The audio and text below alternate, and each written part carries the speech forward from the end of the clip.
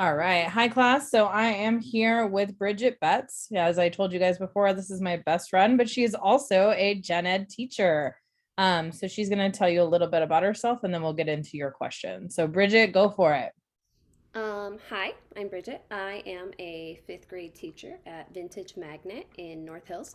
I currently teach a fifth grade self contained classroom with a gifted cluster. And I've been in fifth grade for 3 years. Prior to that, I taught kinder for many years. I also taught TK, second, and fourth grades. And Yeah, I think that's it. And I've been with the district with LAUSD for 9 years. It's been 9 years already. Yeah. Whoa. Yeah. Okay. Well, that's crazy. I remember your very first class, and we talked about all kinds of different things when you were first going to be teaching. So that's crazy that it's 9 years ago. But also, can you tell my students about the new role that you're going to be kind of moving into probably in a couple weeks or months? What's going on with that? I actually just got hired as an instructional coach, which is an out of classroom position with the district. Basically, I'll be training teachers, modeling lessons, um, particularly in a post pandemic atmosphere where a lot of teachers need support in filling learning gaps. And I will be moving into that position whenever my principal decides to release me from my current position. Hopefully, in a couple weeks, maybe a month. I don't know. And you'll be at a specific school or a set of schools? Yeah, I'm moving to Cohasset, which is in Van Nuys. It's actually only about 2 miles from my current school. We're actually both schools are in the same community of schools, so I'll have the same director who's the principal's boss. My principal and my old principal and my new principal actually work really closely together. Um, it's a very similar demographic as far as the student population. It's a Title I school. Um, Largely a huge population of English language learners. The only difference is it's not a magnet. So, Cool. Awesome. Also, I'm not so sure if my students asked you this or not, but can you just tell them what the process was for you when you were getting your credential? And I know you got your master's at the same time. So can you tell them that what that process looked like for you? so yeah, sure. So I decided to get my credential when my son was a toddler. Um, at the time I went to Pepperdine, they offered a master's and credential program. It was actually a 1 year program, but as the parent of a toddler, I decided to do it over 2 years. I know that a lot of schools do offer the 1 year program, and people did that very successfully. I chose to do my coursework first and then my student teaching, just because of my own personal needs.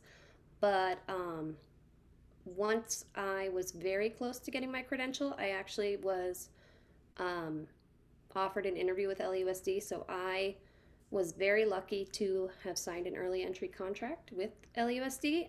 Not very many teachers were getting hired back in 2013, but um, I got very lucky that I think out of that year, they only hired 40 teachers in the whole district, and I was one of them. Um, and then basically, I agreed to teach at any school they would place me in, but I was lucky because, well, they told me I could go and interview at any school I wanted, but if I didn't get a job before the school year started, that I would be placed at a school. So I kind of made it my mission that summer to find a job that was close to home and that would work for me. And I actually found a job 5 minutes from home, which was wonderful at the time. And Yeah, I think that's it. Yeah. Awesome. Let's get into my students' question. So one of my students, his name is Jose. He said, "Who is your role model?" Huh. As far as teaching, I guess probably my mom. Um, my mom was a teacher when I was growing up, and the funny thing is I told my mom I would never be a teacher. Um, I didn't become a teacher until I was 30 years old, so I held out as long as I could, but I think it was sort of in my blood. But yeah, as far as teaching, I would say my role model is my mom. My mom's actually a special ed teacher. She's been teaching, well, now she's retired, but she taught special ed my entire life. She taught severe special needs students at Easter Seals for many years. She actually never taught in the public school system. She taught for a lot of private organizations, and Easter Seals, I think, was the one that she was at with the longest. Awesome. What is your favorite thing about being a gen ed teacher? Um, the kids. The kids are awesome. At my school, I love the mix of personalities. I love the diversity at my school. One thing that's really awesome about LAUSD is no two schools are the same. I've taught at three different schools, and they're all very, very different. Um, I remember my very first, and what do they call you, Professor Webb? Um, Yeah. Professor Webb can tell you the very first kindergarten class I ever had, it was 80% Indian kids. And just learning their culture and learning their mannerisms was so cool and like not what I expected in an LAUSD school, but I was in this like weird little pocket of an Indian community, and I actually like really embraced that culture and those kids, and it was really a fun experience. But um, yeah, the kids are great, and just having in fifth grade they're so real with you, and they share everything. They're just like kindergartners in that they share everything, but like now they really want you to like know who they are, and that's kind of my favorite part of teaching, especially in fifth grade. Yeah. And would you say you like kinder or you like fifth grade better at this I point? loved kinder, and it was so funny when I first got my job at Vintage. When I transferred to Vintage, my principal came in and she said, "You were born to be a kindergarten teacher," and I was like, "Okay." And um, I taught kinder for so long, and then when I decided to make the jump to fifth, I had gotten my administrative credential, and I decided I would eventually want to move out of the classroom. So I needed to have a little bit of diversity in my own experience as far as grade levels. So I decided to jump to fifth when there was an opening, and I could not be happier. Like, I love how independent they are.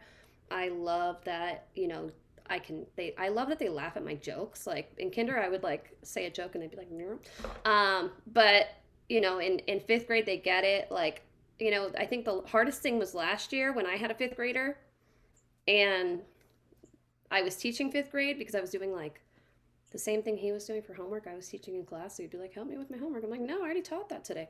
So, but other than that, like fifth grade it's really a fun grade. I actually really loved fourth grade too. Mm. Fourth grade was fun too. That's a good segue. So Kiana asked, what is your most rewarding part about being a teacher? I think so. When I was in kinder, I used to say my favorite thing about teaching kinder was seeing the growth, Mm. and not just how much they. I mean, obviously, like educationally, academically, they grow, but like they start this big and they end up this big. Um, and I used to say that about kinder, and I'd say I don't think any other grade level sees that growth. You're teaching them how to read, you're Right. teaching them how to count. These kids didn't know how to write their names. Some of them didn't know how to use a restroom by themselves. So you see that growth, social, emotionally, academically, physically. But then I got to fifth grade, and I'm like, oh my gosh, it's the same thing. Like, but just they're a little bigger when they start. Mhm.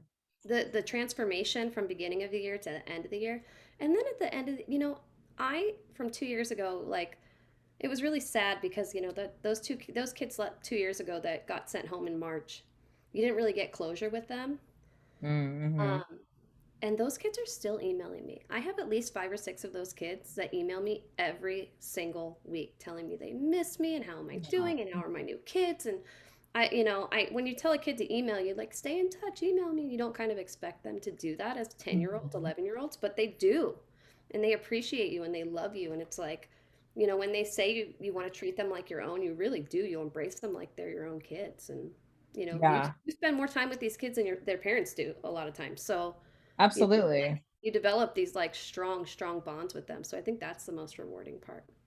I think though too is, and this happened with a lot of kids that I worked with as well, is that, when we were in person and then we had to go to Zoom and we were forced to do it. And I think those kids really almost, realized that they were taking their school life for granted, right? And they're just like, and they really realized how much they enjoyed being at school and being with us and kind of learning from us and being in person. So I think that's probably a big a part of like why your kids are still, and also we, you bonded, you had to, we got a little weird on Zoom, right? But it was like, This is a whole new ball game for everybody. And I think that that's also a big part of it too. But that's cool that your students are still keeping in contact with you and letting Well, you you're know how they're so right doing. too. So Like you're so right about the kids that need to go back. I mean, you know that I kept my own child home. I yeah, never sent him back last year. I kept him home. And I was lucky that I was able to do that. But like even sending him back this year, he was kind of like, whatever, I don't need to go back. I can see like already how grateful he is to be back and how he's like thriving in like a social environment. Like he needed to be around absolutely. other kids. Like he needed to be in a classroom, and he is like taking it all in. So I mean, they need, yeah, I agree. They Yeah, there's a lot of that going on. I'm working with kids very young. I saw a kindergartner today actually with autism, and he literally cannot sit in his seat for, I'm not joking, less than like 3 to 5 seconds. So because he had no prior history with any schooling Kinder at kids, I all. mean, kinder, it's like they've never even been to preschool because preschools weren't open. Correct. It's You know, crazy. so So I saw like a meme or one of those little graphics on Facebook the other day that said the last time these kids got real school, right? And this is like a nationwide thing, right? So they're like, if they're in sixth grade, the last time they got a real school year was in third grade. And if right. they're in fifth grade, the last time they got a real school year was in second grade. But if you think about it, in LAUSD, it's even worse, right? Because the year before that, we had all those fires. We were out for like weeks at a time. We Yep. we were out for a week and a half for the strike. So like some of Mm, these kids, like my son hasn't had a real school year, full, no interruption school year since second grade. And he's in middle school now. right. That's crazy. That's Yeah. a crazy thing. Yeah. So these kids, like, I mean, I made a comment today when I took my kids out into the yard after lunch. I just kind of like let them play because I just, it's Tuesday, they get out early. It's like there's no point in going back to the classroom. We're not getting anything done anyway. Right. And I said, my kids haven't been on the play structure yet. Like, let me take them out on the play structure. And then I realized half my kids have toys in their hands, like stuffed animals and like little thing. And I'm like, these kids don't know how to be somewhere without like something to hold or something to cuddle or something. Like they It's a don't know how to comfort. like it. Like it's a Mhm. weird thing that I was like, I've never had a fifth grade class where so many kids are bringing toys. Mm. They're not used to being able to learn without having a toy. Mm. It's very interesting. I mean, and a lot of my kids too, obviously, I work with kids with special needs mostly, but yeah, I can see how that definitely would play out for even kids that are neurotypical because they've had to do something. I'm not sure I understand. Oh, my phone is or my watch is talking to me at the I don't moment. understand either, but I don't understand either, Siri. What's going on? It's crazy. So, all right, Kiana's second question is, what is the most difficult part about being a teacher? sometimes having to let them go. Hmm. Same thing, like on the same note, like you become really bonded with them. And you Yeah. like I joked to like my fifth graders last year. I'm like, can I just come to middle school with all of you? Even though they're all going to different middle schools, so that would never work. Right. Um, but that part, and then there's in my classroom specifically like um just my principal knowing who I am and knowing that I can deal with like difficult kids and knowing that I work really well with very high achieving kids too. I like kind of run the gambit as far as like my classroom. Like I'll get the highest of the high kids that have perfect SBAC scores that are highly gifted that can do like eighth grade level work. And then I get the lowest of the low. Mhm. I get the kids. I mean, I have two kids in my class this year, fifth graders that can barely read. I have a Mhm. kid that can't spell his own name. Um, and having to differentiate my instruction for that broad spectrum of kids in a general ed classroom is really really hard sometimes. Absolutely.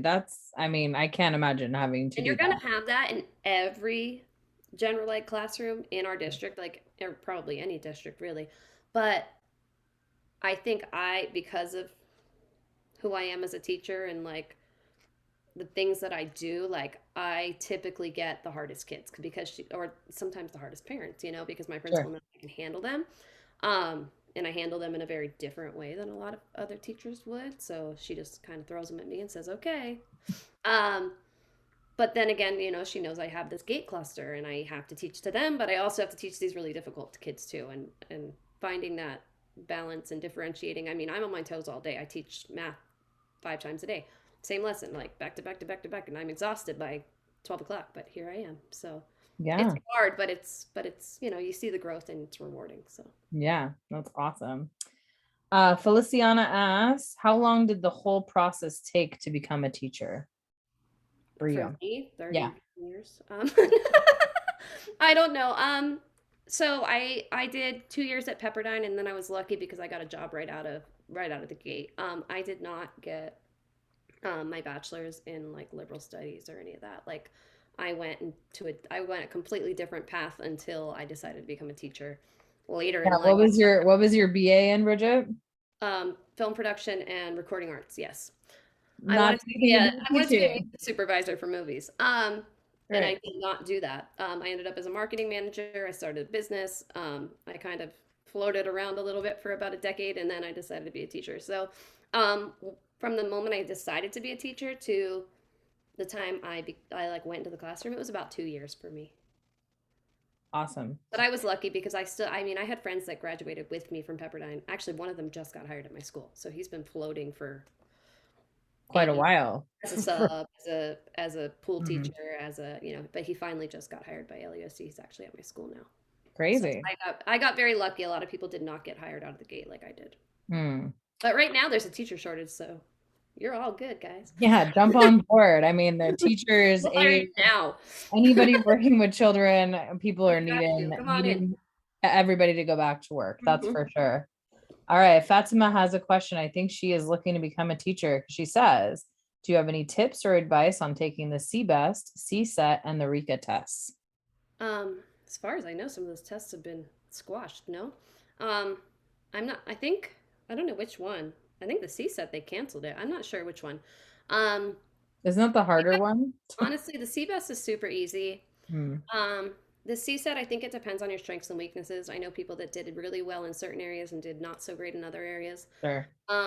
The CSET, I will tell you that you can take it all in one. I mean, this is all. I'm talking as an elementary teacher because, um, if you're a secondary teacher, your test is completely different. It's like a subject specific test. Hmm. Um, but if you want to be an elementary teacher, I would say the CSET, I would break it into parts. I know a lot of people that sat and did it in one chunk, and it's exhausting and it's a lot. Even I did math and science one day. I did the language arts. I don't know which one's which, but like the language arts, social studies, arts, whatever it was, in another day. And those were exhausting for me. And I'm a test taker. Like I'm good at that stuff. But like for me, it was still exhausting.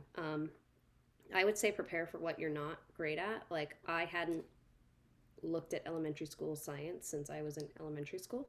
Yeah. So, I needed a refresher on math. I mean, I'm good Sure. at math, but like I hadn't multiplied and divided fractions since I was in elementary school. So I, Yeah. refresh those things, get a little study guide. There's plenty of books too. There's Like plenty there's of books. all It's kinds of really easy. worksheets or workbooks to help you study as well. So. The RICA, I'm not sure how the RICA works. So the RICA is an interesting one because it's a lot of case studies. It'll basically tell you a scenario about a student and basically ask you how you would like approach the situation, what strategies you'd apply, blah blah blah. Um, I think I have a lot of people that I went to Pepperdine with actually failed the RICA their first try. Um, but that was because they were in that 1 year program that required them to do their student teaching Hmm. later. Because I had taken all of my coursework and I had already done my observations, I had actually been in a classroom and seen how these strategies work. So I would say I was pretty well prepared for the RICA and I had no problem with it. But I would say, follow blogs of like reading specialists, follow blogs of Hmm. like instructional coaches. Like there's a ton of really great teachers out there that share like awesome strategies that I would, if you're having to do that before your student teaching. Yeah, there's folks on Instagram too, Yeah, actually. I mean, that's usually for pretty stuff, but I follow all of these people. But yeah, there's a lot of really great bloggers out there that talk about, reading coaches and other people like that. That's awesome. All right. My student Natalie asked, how do you handle working with kids who are too comfortable in the classroom and start disrupting the class and misbehaving? I don't have those kids. That's Ah, you I lie. disrupted. Um, I honestly, here's the thing, and this is why I'm a different kind of teacher, and this is why they give me the difficult kids. those things don't bug me. Like disrupting the classroom doesn't bug me. Like it depends on what you view as disruptive, right? Right. That is like getting out of your seat and like when a teacher's talking, is that disruptive? Or is that just like Some something a kid needs people. to do? You know what I mean? Like, so a lot of teachers would be like, well, that's disrespectful. I'm in the middle of saying something. And I'm like, well, the kid needed to walk. Like, they needed to like go throw their trash out. Like, did it like stop you from speaking? Like, did it physically like put a barrier in front of your mouth that you can't talk if a kid's out of their seat? Like, I don't know. There's some teachers I have that are like, I wanted to curse right there, but I'm not going to. There are some teachers that are very hard headed and Yes. are very old school and think Yes. that like kids should only speak when spoken to, that kids need to work quietly at all times, like they're not allowed to talk to their neighbors while they're working. Like, I mean, my classroom is a different kind of place. Like, we have music on all the time. Like, my kids are dancing while they're working. Like, if they want to squishy at their desk, I don't care. Like, it doesn't bother me. I think if you let it bother you, Mm-hmm. then it's gonna bother you. Yeah. Like there's it's kind of crazy. Like the other fifth grade teachers right now are going, these kids have the worst behaviors. And I'm going, like, what do you mean by worst behaviors? They're like, well, they're out of their seat and they're always talking. They're super chatty. And I'm like, but like, is a They're quiet graders. They're supposed is to. is a quiet classroom like a really like a place where learning is happening? Because like I want my kids to talk. I want my kids to be social. I want them to like share their ideas with each other because I don't think them only responding when I'm asking them questions demonstrates their learning. When they're asking questions of their friends or me, like that self-initiated stuff, that's like way more important to me. Um, of course you're gonna have crazy kids that are like violent or that are like I don't. There's like gonna be behaviors, right? But like you have to love those kids almost more than you love like a neurotypical kid.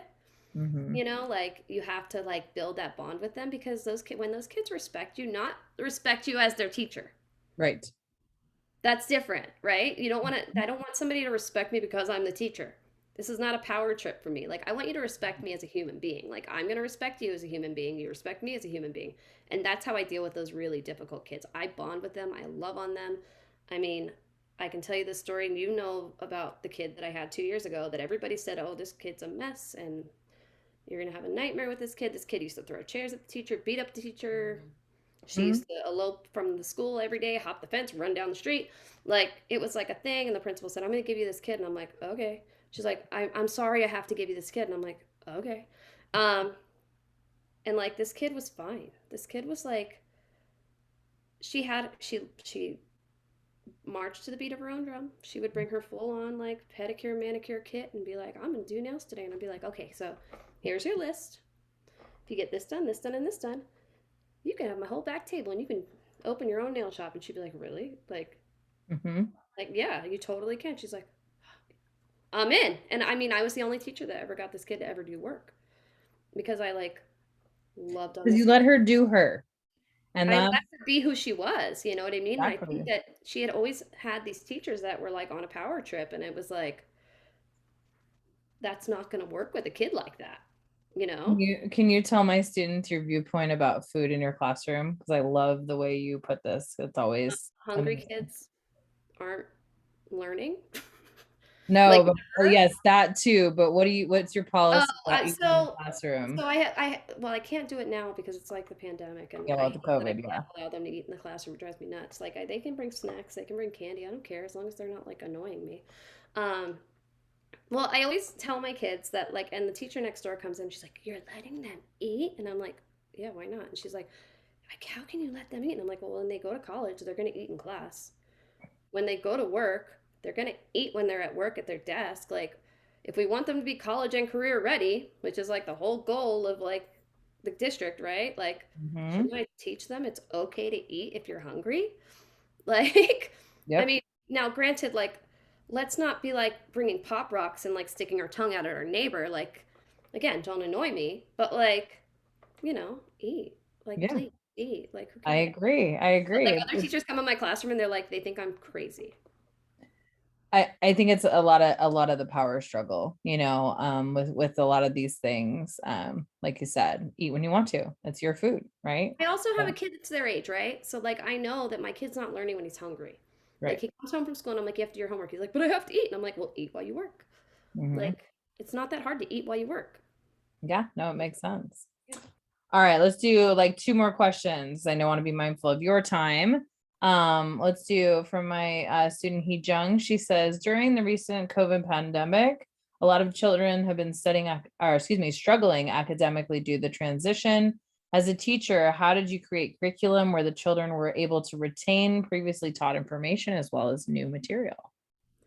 Um, I have always been like a little bit more innovative than other teachers. Like, I don't know. I don't want to like toot my horn, but like I like to seek things out that are interesting. That's things that are interesting for my kids that are like not necessarily cutting edge, but like that are going to keep their attention. So like a lot of those tools, those online things were already being implemented in my classroom. I was using a lot of Right. online programs with the kids. You know, they were um, you know, I like to like switch up my the product that kids are putting out there. So we did a lot of, you know, not just Google Slides, but like they were doing little iMovies and YouTubes and WeMovies and you know, they would do like comic books strips or comic strip storyboards and all kinds of crazy stuff. So like for Were you using Google Classroom even we were prior already using to? Google Classroom. I Yeah. actually, the first year we were already on Google Classroom, so I kept it on Google Classroom. But then last year I switched to Schoology because they had to be on that anyway to access Mm-hmm. Zoom. So I did everything there. I just kind of switched it over. But, um, you know, we did like STEM challenges. They would videotape themselves and put them on uh, Flipgrid or, you know, other platforms. It was for my kids, it wasn't that hard of a transition. I don't feel like my kids had any learning loss, to be honest. I got through my whole curriculum. I would give my kids a lot of breaks. Yeah. Um, I set a schedule that gave them a lot of breaks. Mm-hmm. I was online with them all day, even though the district was like, oh, you only have to be on for 3 hours. I was on all day. Um, whether it was teaching or it was just hanging out and playing games and doing office Right. hours or whatever it was, I'm not a bare minimum kind of teacher. So, you know, my class, we did really well. Um, as far as the learning loss that I'm seeing now, I am having to fill a lot of gaps. I know that a lot of kids, you know, missed half of third grade and their teachers kind of stopped teaching math or they stopped teaching science or in fourth grade. Like they may not have gotten through the math curriculum. So I'm doing a lot of like fluency reinforcement. I'll tell you, we're playing a ton of math games. Like we're doing a lot of fluency stuff with games. Like we have this thing called Gimkit. And I don't know if you probably don't know this because you don't have a kid my age, but there's a game called Among Us and the kids are obsessed with it. Oh, I know the game though. Okay, My kids so are like older there's too. this online program. It's called Gimkit. They have like a bunch of different kinds of games. There's one that's like the floor is lava. There's a Mm-hmm. humans versus zombies where they're on teams, and then there's an Among Us game. Okay, these kids are obsessed with it. I can get them to do multiplication problems all day long if I put on Trust No One, which is the Gimkit version of Among Us. I mean, they Mm-hmm. will play this thing all day, multiply and divide decimals. They will do exponents. They will do um, standard form, word form, expanded form. Like they will do all the math I will give them and not complain for 1 second if I put it on Gimkit. There you So you have go. to make it fun for them. You have to, you know what I mean? Like I can fill those learning gaps if I make it interesting for them. You know, I don't have to Absolutely. sit there with flashcards and drill them. That's like the dumbest thing I've ever heard. You know, like, oh, we're gonna do intervention and we're gonna do like, how about It's, I just do it in my it room? sounds boring, right? Like It's school, boring. why is school boring? I say It'll this be all boring. the It's never time. boring in my room. I promise you. Yeah, Keep it no, fun. I don't think Keep we'd be it bored. light and like you know, I so the kids will tell you my motto in my classroom is no stress because the other thing about kids not learning, hungry kids don't learn and stressed out kids don't learn. So Yeah. if they start to get stressed out or they get upset, it's shutdown mode, right? Like Yeah. it happens with my own kid, it happens with my kids in my classroom. So like I know when enough is enough and we just need to like chill and have fun Yeah. because I'm not getting anything else out of them that day. And I think that that honestly needs to happen more so everywhere. It's, you know, yes, I get it. You have the sort, you know, the core standards that you have to abide by, but at the same time, these kids need to get up and get moving, you know, Yeah, keep and it do fun. something Like I don't think fun. teachers realize that like you can hit all the standards and have a ton of fun. Like Absolutely. my kids would beg for Jeopardy, like, when we have like a math test, like, can we do Jeopardy to review? Can we do Jeopardy? Like, yes, yes, we can do Jeopardy. Like, they're obsessed. Like, if you give them a game show, these kids will do anything you ask them to. But and I know you and I talk about this all the time. I feel like so many people think inside the box, and you and I are the exact opposite of that, where we think outside the box. The box doesn't even exist. I And I was just gonna say that. You took the words out of my mouth. What but box? it's true. Box does not Exactly. exist. Right. And that's the thing. And that's why Every class is different. So if you're thinking inside the box, you're trying to put a kid in a box. That's not going to work. That's not, you know. no, and a lot of people do. And it's control. That little box is control of the teacher most of the time. And it's really When they go to interesting, do their student teaching, they're probably going to end up with one of those teachers. And you know what right? you know what you do? Because I had one. Mm. Smile and you nod and you just put in your head, someday I'm going to get in my own classroom and I'm going to do this differently. And What that's am what I not I almost gonna quit. do? I almost quit. I think you remember that. Like my mentor teacher told me I was doing everything wrong when I was making these like fun lesson plans for the kids. No, you can't do that. No, you can't be out of control. Like, okay, bye. Like, okay, I'll just do what you want me to do for now. And then when I get into my own classroom, it's going to be different. All right, Bridget, two more questions. It's totally true though. So let's do one more. Greg asked, how many students are typically in your general education class? Um, well, the class sizes got smaller this year, so I think I had 30 the year we got sent home for the pandemic. That was 2 years ago. And then they were supposed to gradually increase or decrease every year. So I think last year I had 29 or 20, yeah, 29. This year I have 27 on my roster. Well, I was supposed to have 27. And then 3 of those kids ended up staying online with City of Angels. So I have 24. But I have to keep them.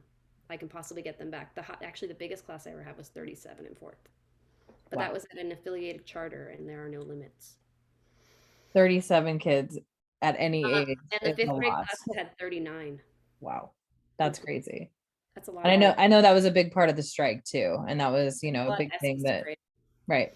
Yeah. So Yeah. a lot of my students ask this of you. Many of them actually ask, what is your biggest strength and also your biggest weakness as a teacher? I think my strength is my flexibility in that, like, I see where, like, I'm willing to switch it up, like we just talked about. Like, I'll keep it fun, I'll keep it light, but I can also keep it serious if I have to. Um, and um, weakness, work-life balance. Mm-hmm. That's the biggest. I mean, keeping like leaving it at school. That's a big one. And like my kid sees it sometimes. Like I think like especially new teachers, I see new teachers come in all the time and they do not know how to leave it at school. I'm Right. getting a little better in my 9th year, but I'm not perfect. I come home sometimes and I mean, on Fridays, I tell my son, like, it's Friday. This is leave me alone day. Like, let me take my nap. Like, leave me alone. Don't talk to me. I will make you dinner and then don't talk to me for the rest of the night. But which is like kind of awful for me as a parent, right? But like that you're exhausted, like, and like you go to sleep sometimes just thinking about these kids. If a kid had a bad day, like you can't, like, it's hard to sleep at night if you know a kid had a bad day, whether It's it's hard your to turn it off. Yeah. yeah, really, Mhm. really hard to turn it off. It's one of those weird professions where you can't leave it at school, but you Mhm. have to do your best, right? Like, I mean, Sundays for me are like devoted to planning where I really should be doing it at work and be done with it and like leave my plan book and leave my computer at work, but like I don't know how to do that. Like, so I'll get home and I'll have all these ideas and I would like if I didn't have my plan book and my computer, I would like die. So, I think yeah, that work-life balance for teachers is one of those really hard things. But that's why you get so much time off that is so needed. And I think that I don't think people realize that though. I don't think they think like, and but here's the thing. In the summer, it's not like I'm sitting by the pool eating bonbons. Like I'm going to trainings. Like I'm Mhm. planning for the following year. I'm analyzing data that fourth grade sent me. Like Mhm. I don't stop. I don't know, but I'm crazy. So here we are. Yeah, but you at least get some time to breathe a little Do bit. spend a little time by the pool. So just a little time by the pool. Just a little bit. So Yeah. all right, Bridget. Well, thank you so much. I'm going to stop recording and we appreciate you coming in and doing this with us. And I hope my students got some good information from you.